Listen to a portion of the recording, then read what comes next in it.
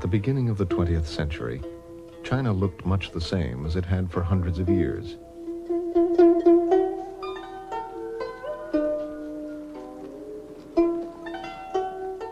The country was still ruled by an emperor. Men wore their hair in long queues as a sign of subservience to the ruling dynasty. Ba Jin was born in the late imperial era in 1904 to a wealthy, large family with an educated mother who taught him poetry and calligraphy. His father was a district magistrate in northern Sichuan province, and Ba Jin, at a young age, watched him in his court the family lived. Men cut off their queues in a symbolic gesture of revolution. Ba Jin described this period as being one of great excitement. He was very happy to have his queue cut off and become a quote-unquote baldy. He said he felt extremely happy. But servants who were caught in the streets with their queues had them cut off at force by the police. All of this was very alarming to his family, who took to hiding in the great-grandmother's home in the rural part of Sichuan province. In May 1919, for the first time, Chinese took to the streets to protest this dividing up of their country. They saw that the problems of imperialism and warlords had pushed China to the verge of collapse. The demonstration sparked a vocal nationalism and an intense search for political solutions.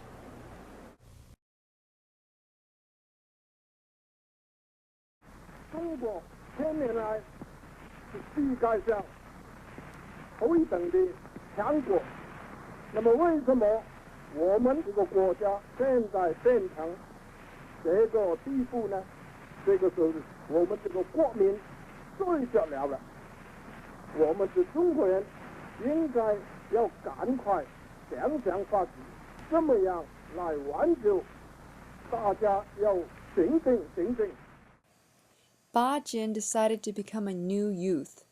He and his third older brother rejected the traditions of the family, and rather than get married in an arranged marriage by their grandfather or father, they joined the student movement. They moved to Nanjing, where Ba Jin studied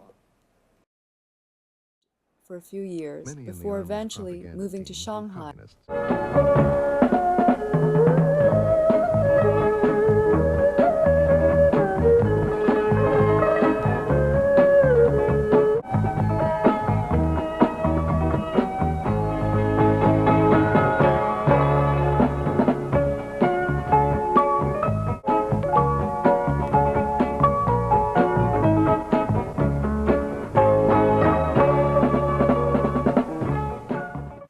In 1927, Ba Jin left China for France, where he became a student and began his career as a writer. He joined the anarchist party and began to write revolutionary novels to inspire young people around the world to strike out against the old traditions that had made China and their own countries so weak.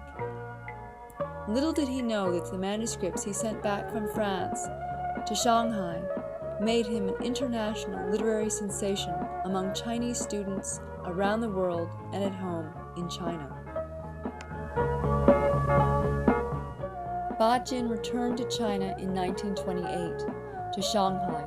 He was shocked by the poverty that he encountered in the streets. He continued writing his novels. "Day and night a flame burned inside me," he wrote. "It seemed as though a whip painfully thrashed my heart. I felt lonely inside, and before my eyes were many cruel and painful scenes. Most people suffered, as did I. These scenes made my hand tremble, and I took the mound of white paper and wrote non-stop."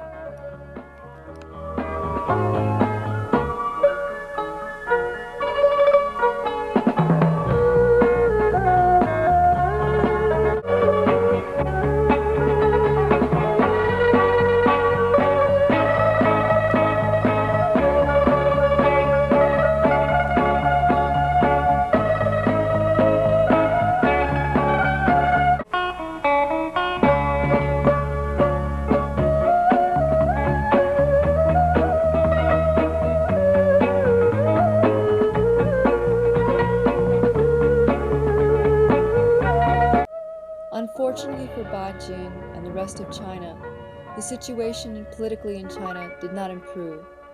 Western powers continued to carve up the nation and steal its resources, and Japan began an all-out invasion.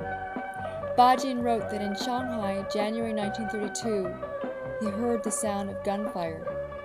By February, he was carrying the first 7 chapters of a new novel from Nanjing to Shanghai, only to see it go up in flames with the North Side neighborhood. He wrote, "Later, on the night of March 2nd, I knew my residence and books had been taken over by the Japanese military.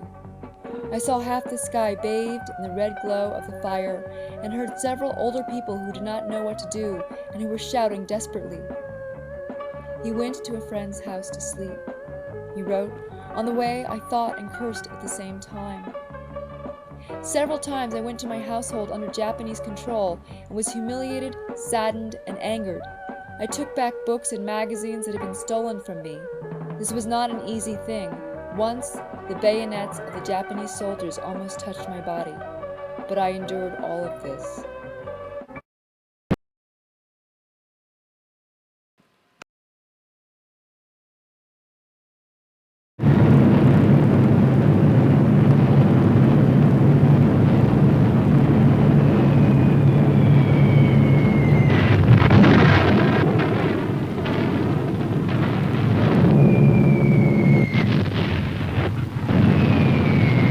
This is the Battle of China. This, the great city of Shanghai on a September day in 1937. This, the fearful beginning of a new kind of war. This, the first mass bombing from the air of a helpless civilian population.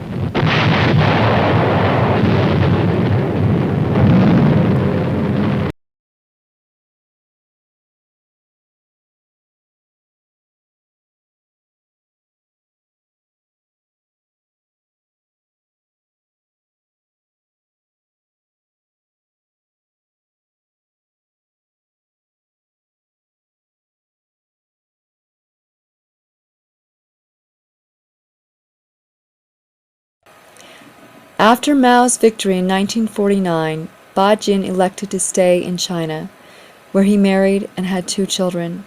He continued to write into his 90s and eventually died at the age of 101. Ba Jin was nominated for the Nobel Prize in Literature in 1975.